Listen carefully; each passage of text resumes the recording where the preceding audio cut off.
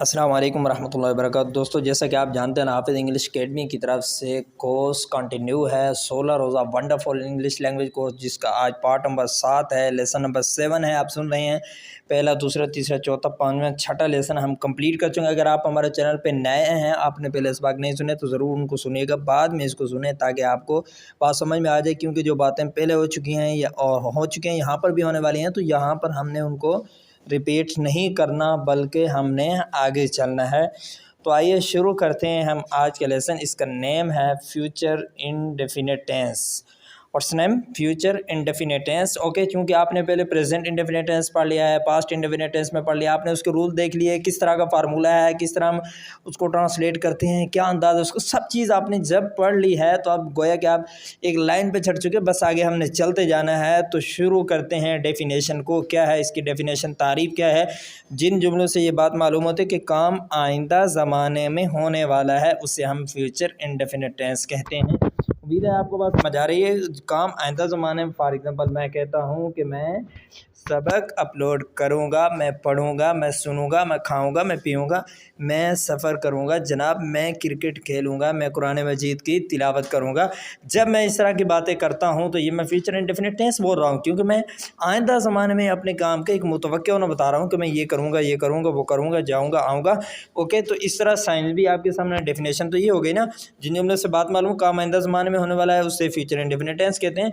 उसके बाद है हमारे पास साइंस। साइंस किसे कहते हैं? अलामात को कहते हैं। उर्दू में किस तरह जो उर्दू जुमलों के आखिर में क्या होगा लास्ट पे कि हम समझ जाएंगे कि ये फ्यूचर इंडेफिनिट टेंस के यस ये होगा, गा गे गी। फॉर एग्जांपल जैसे मैंने अभी कहा है गा, यानी मैं जाऊंगा, मैं आऊँगा, मैं पीऊँगा, मैं खाऊँगा, इस तरह की जो बात होती है। ओके, तो ये हो गया। उसके बाद हेल्पिंग वर्ब। इसका हेल्पिंग वर्ब होता है वेल और शेल।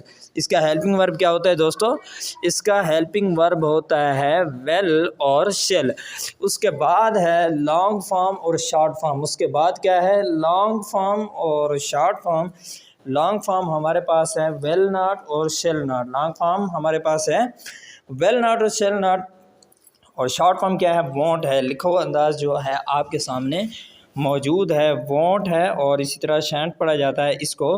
तो आगे चलते हैं हम। तीन चीज़ें हम क्लियर कर चुके हैं। Number 1 definition, number 2 science, number 3 helping verb. आगे चलते हैं। आगे हमारे पास कायदा और कानून है। वही कायदा और कानून है जो हमने प्रेजेंट इंडेफिनिट टेंस में पढ़ा था, बस फ़र्क एक डिफरेंस है।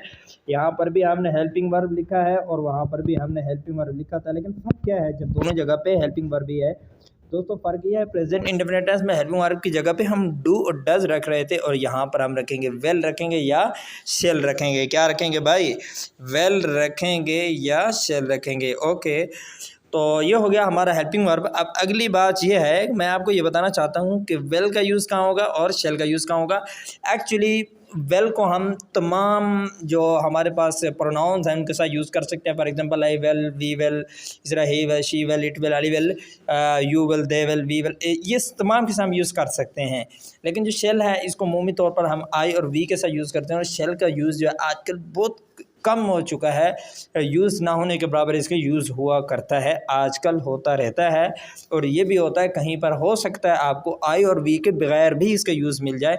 फॉर एग्जांपल ही के साथ, इट के साथ, अली के साथ मिल जाए, तो ये भी कोई नामुमकिन बात नहीं है, हो सकता है। ओके, आपने समझ लिया। तो बहरहाल ज़्यादातर जो है वेल यूज़ होता है। आगे आप एग्जाम्पल में भी देख लेंगे, तकरीबन वेल ही यूज़ होगा। चलते हैं आगे। हमारे पास है फार्मूला फ्यूचर इंडेफिनिट टेंस, यानी कायदा और कानून। कायदा और कानून हमारे पास क्या है?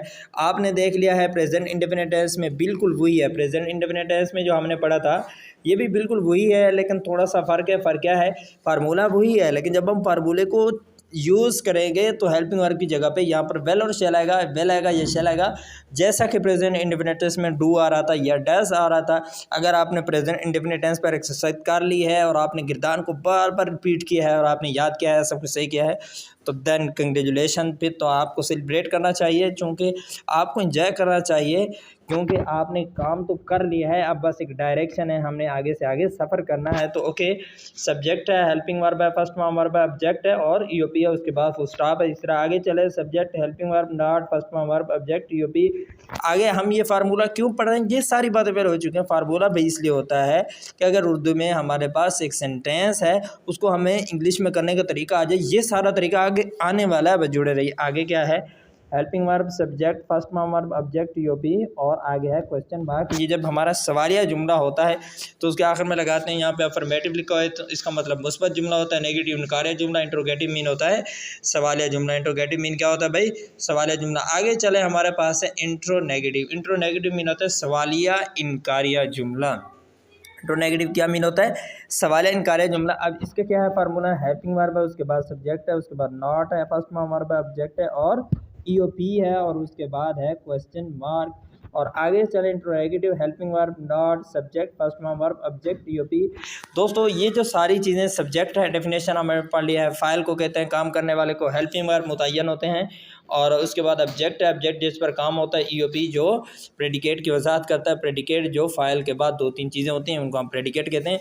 और ये सारी चीज़ें इस पूरे जो हमारा जो स्ट्रक्चर है, ये जो पूरा हमारा स्ट्रक्चर है, इसमें बार बार घूम के आ रही हैं। इसमें बार बार कोई नई चीज़ नहीं है बल्कि एक जगह चेंज हो रही है। आप इनकी डेफिनेशन ध्यान में रखिएगा।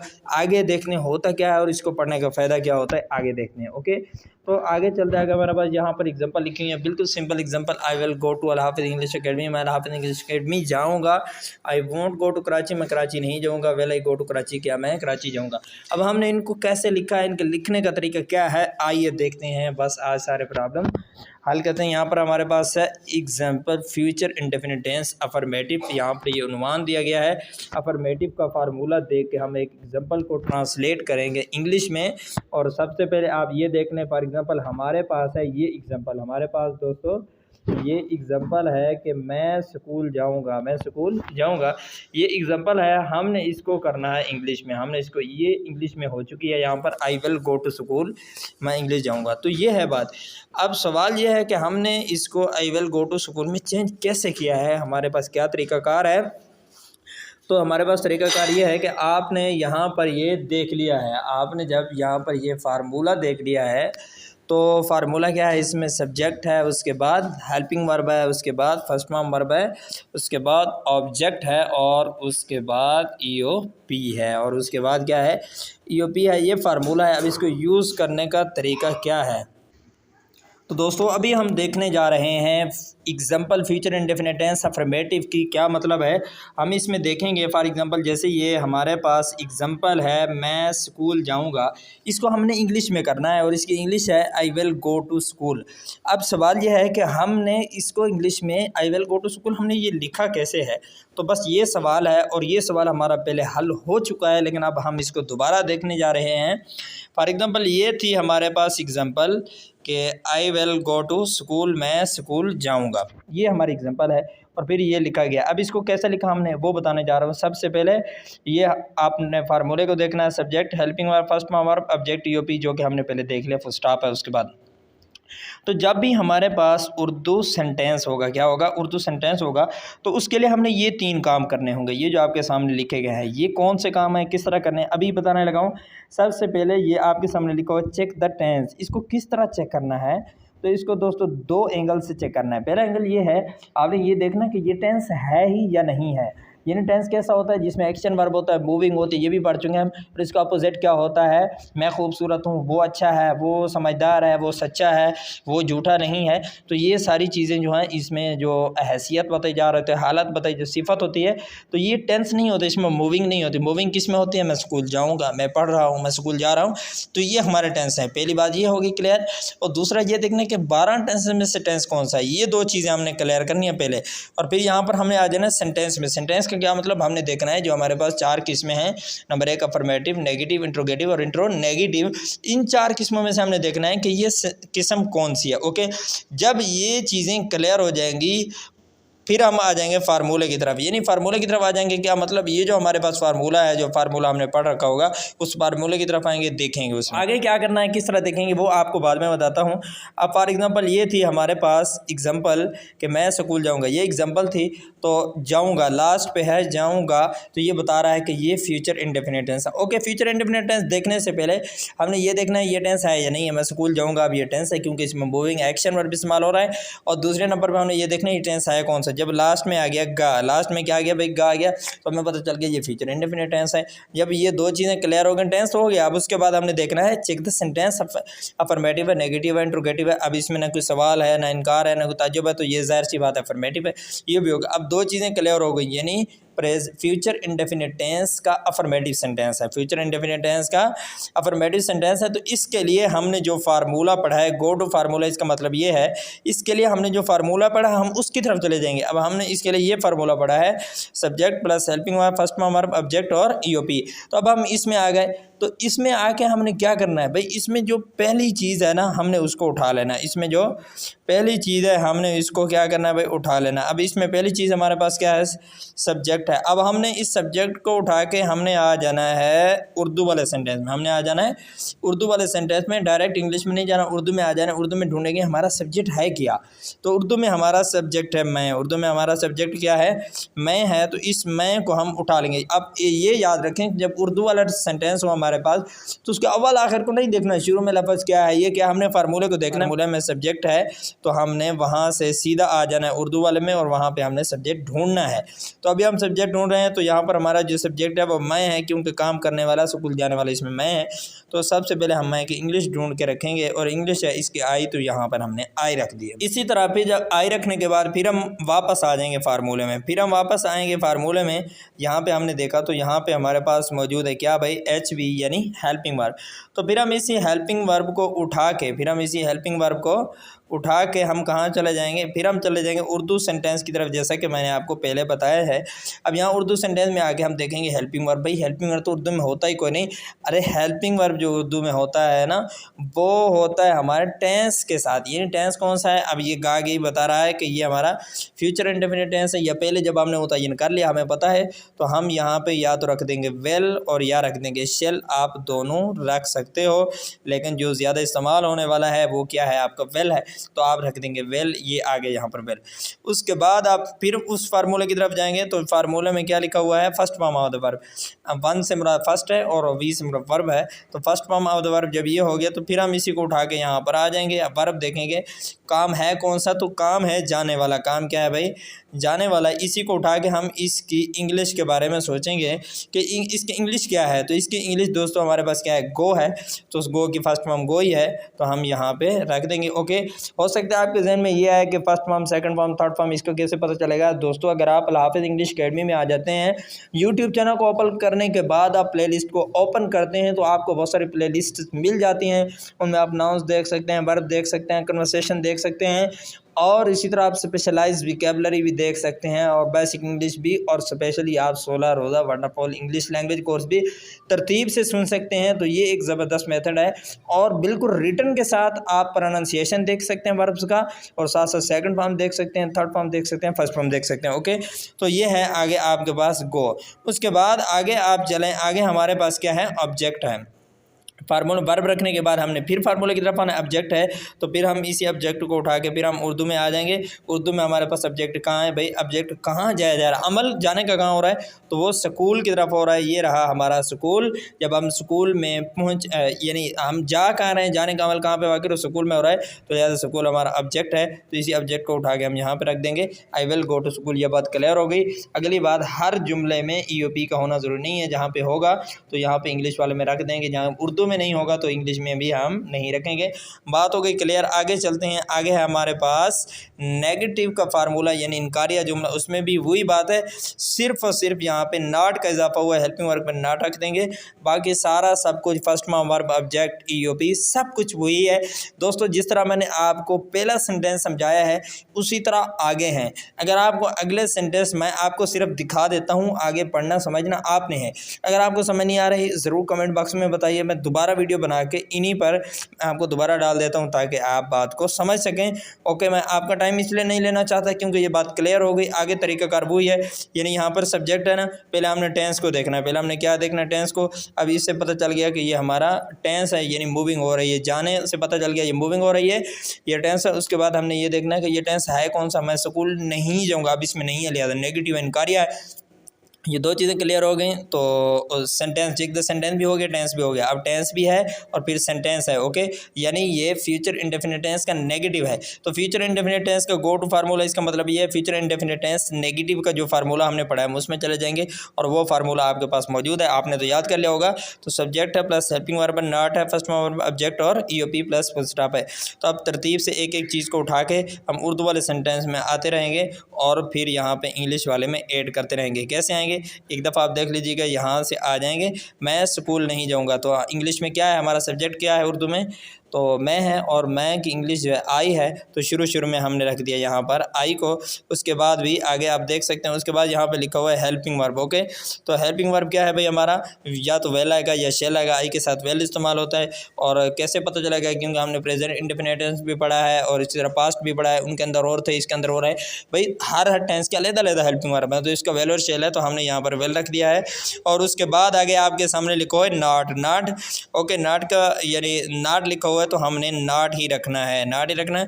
उसके बाद आगे हो गया फर्स्ट फॉर्म वर्ब, इसको उठा के फिर हमने आ जाना है वापस। यहाँ पर वर्ब कौन सा है, जाना है, तो जाने की इंग्लिश हमारे पास गो थी, या फर्स्ट फॉर्म रखना है जैसे वहाँ पे रखा था। आगे गो टू स्कूल है, तो हमने टू स्कूल लिख देंगे, ओके। टू स्कूल लिख देंगे, यानी ऑब्जेक्ट है और इस सब्जेक्ट के मुताबिक हमने पहले आ जाए चेक द टेंस। फिर आप करते हैं, यानी इंट्रोगेटिव है, यानी सवाल है, मैं स्कूल जाऊँगा, इस तरह की जो चीज़ें जुमले बोले जाते हैं, इनको ट्रांसलेट कैसे करना है। इनको ट्रांसलेट करने के लिए हमारे पास ये है फार्मूला, ओके। तो सबसे पहले हमने क्या करना है, चेक द टेंस करना है, वो इट के टेंस है या नहीं है। दूसरे नंबर पर हमने कौन सा टेंस है, कौन सा टेंस कैसे पता चलेगा, यहाँ पर गा लिखा हुआ है, तो लिहाजा ये फ्यूचर इंडेफिनिट, दो चीज़ें क्लियर हो गई, टेंस भी है, फ्यूचर इंडेफिनिट टेंस भी है। फिर हमने सेंटेंस देखना है, यानी सेंटेंस है कौन सा दोस्तों, तो ये जो सेंटेंस है ये है इंट्रोगेटिव। ये क्या है, इंट्रोगेटिव यानी सवालिया जुमला। तो जो सवालिया जुमला है उसके हमने फार्मूले में ये लिखा गो टू फार्मूला, हमने फार्मूले में चला जाना है। और उसके लिए जो फार्मूला है वो हमारे पास ये है, helping verb plus subject plus first form verb object EOP और उसके बाद क्वेश्चन मार्क। हम इसको देखते हैं, तो इसमें शुरू में तो ये गो टू फार्मूले में चले जाएंगे। तो इससे पहले तो फिर हम करेंगे क्या, फार्मूले में हमारे पास क्या है, हेल्पिंग वर्ब है। तो इस हेल्पिंग वर्ब को उठा के हम आ जाएंगे उर्दू में। तो उर्दू में क्या करेंगे, देखेंगे, कुछ भी नहीं देखना है, क्योंकि हमें पता है फ्यूचर इंडेफिनिट टेंस है। फ्यूचर इंडेफिनिट टेंस का हेल्पिंग दो आया, तो वेल या शेल है, तो शुरू में हम रख देते हैं वेल या शेल, हमने यहाँ पे वेल रख दिया है। और उसके बाद यहाँ पर है, फिर हम फार्मूले में आ जाते हैं। फार्मूले में हमारे पास सब्जेक्ट है, सब्जेक्ट को उठा के यहाँ पे आ जाते हैं। अब है देखने की ज़रूरत कि उर्दू में सब्जेक्ट कौन सा है। भाई उर्दू में सब्जेक्ट जो है ना वो हमारा मैं है, क्योंकि क्या मैं स्कूल जाऊँगा, ये स्कूल जाने वाला कौन है, मैं है। इस मैं की इंग्लिश आई है, तो जैसे हमने पीछे आई रखा था तो यहाँ पर भी आई रख दिया। बस मसला ये है कि प्लेस चेंज हो रही है, चीज़ें एक ही है, तो यहाँ पे हमने आई रख दिया। उसके बाद आप फार्मूले में फिर आ जाएंगे, फर्स्ट फॉर्म वर्ब है, तो आपने फर्स्ट फॉर्म वर्ब को उठा देना है। फर्स्ट फॉर्म वर्ब को उठा के फिर आपने आ जाना है इधर फिर वही वर्ब है हमारा जाना है गो। तो इस यानी जाने को उठा के इंग्लिश बनानी है, तो यहाँ पर आई वेल आई गो हो गया। उसके बाद ऑब्जेक्ट है, ऑब्जेक्ट हमारा यहाँ पर कौन है, स्कूल है, तो इसी स्कूल को इंग्लिश में लिख देंगे, तो यहाँ पर हो गया स्कूल और हमारा काम हो गया कंप्लीट, ओके। आगे चलते हैं, आगे intro negative, okay. Intro negative में यही चीज़ है, बिल्कुल यही चीज़ है, सेम चीज़ है, सिर्फ नॉट का इजाफा हुआ है। हेल्पिंग वर्ब के बाद वहाँ पर सब्जेक्ट के बाद वहाँ पर वर्ब था, यहाँ पर नॉट है, बाकी बात बिल्कुल वही है। और इसी तरह आगे जो है एक फार्मल इनफार्मल का फ़र्क है सिर्फ, बाकी और कुछ फ़र्क नहीं है। कोई भी सवाल हो आप कमेंट बॉक्स में पूछ सकते हैं। आगे चलते हैं, आप इसको खुद ट्रांसलेट कीजिए और तरीके को मज़ीद से मज़ीद। कंजुगेशन का क्या मतलब है, गिरदान है दोस्तों। अगर आप इसको दोहराते हैं तो आपको फार्मूला स्ट्रक्चर आपको कभी भी नहीं भूलने वाला। Conjugation for future indefinite tense, FIT से मुराद ये क्या है, हमारा फ्यूचर इंडेफिनिट टेंस है। तो यहाँ पर देखते हैं इसको दोहराने का क्या मतलब है, फ़ायदा क्या होगा, आपकी ज़बान में फ्लुएंसी आ गई, आपकी ज़बान चलेगी। इंग्लिश बोलने में जो परेशानी आपको आ रही है ज़बान के चलने में, वो तमाम की तमाम ख़त्म होगी, ओके। मैं आपको सुना देता हूँ, इस तरह आपने पढ़ना है, will speak English, I will not speak English, will I speak English, will I not speak, won't I speak English, okay. He will speak English, he will not speak English, will we speak English, will we not speak English, won't we speak English. और इसी तरह अगर आप इसको मज़ीद short बनाना चाहें तो आप ये यूँ भी कह सकते हैं, will speak English, will not speak English. इसी तरह आप कह सकते हैं will be speak English, will be not speak, won't be speak English, okay. तो इस तरह भी शॉर्ट बना सकते हैं, ओके। मैं आगे चलता हूँ, आगे है हमारे पास you will speak English, you will not speak English, will you speak English, will you not speak English, won't you speak English, they will speak English, they will not speak English, will they speak English, will they not speak, won't they speak English, okay. आगे चलते हैं, आगे हमारे पास है conjugation for, वही बात है, पुरानी बात चल रही है, okay.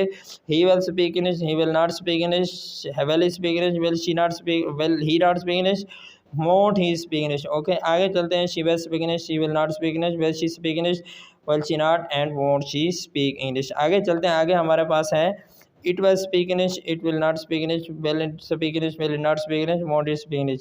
Ali will speak English, Ali will not speak English, will Ali speak English, will Ali not speak English, won't Ali speak English। आज का ये लेक्चर हमारा ख़त्म होता है यहाँ पर। उम्मीद है कि आपने अच्छी तरह आज के लेसन को समझा होगा, आपको फ़ायदा हुआ होगा, और मैं ये भी होप करता हूँ कि आप इस लेसन की बार बार एक्सरसाइज करेंगे ताकि आपकी ज़ुबान में फ्लुएंसी आ जाए और आप इंग्लिश बोलने में माहिर हो जाएं, एक्सपर्ट बन जाएं, आपके लिए कोई परेशानी ना हो। और साथ साथ ये बात भी, अगर आप हमारे चैनल पर नए हैं तो ज़रूर आप हमारे चैनल को सब्सक्राइब करेंगे। आपने लाइक तो कर ही दिया होगा, अगर आपने लाइक नहीं किया लाइक करें, फ़ौरन सब्सक्राइब करें और शेयर करें अपने दोस्तों को, ताकि आपको और आपके दोस्तों को आने वाली वीडियोस टाइम पे मिलते रहें, आप उनको एंजॉय करते रहें, देखते रहें, इंग्लिश सीखते रहें। ओके, मिलते हैं इंशाल्लाह नेक्स्ट लेसन में। अस्सलाम वालेकुम व रहमतुल्लाहि व बरकातहू।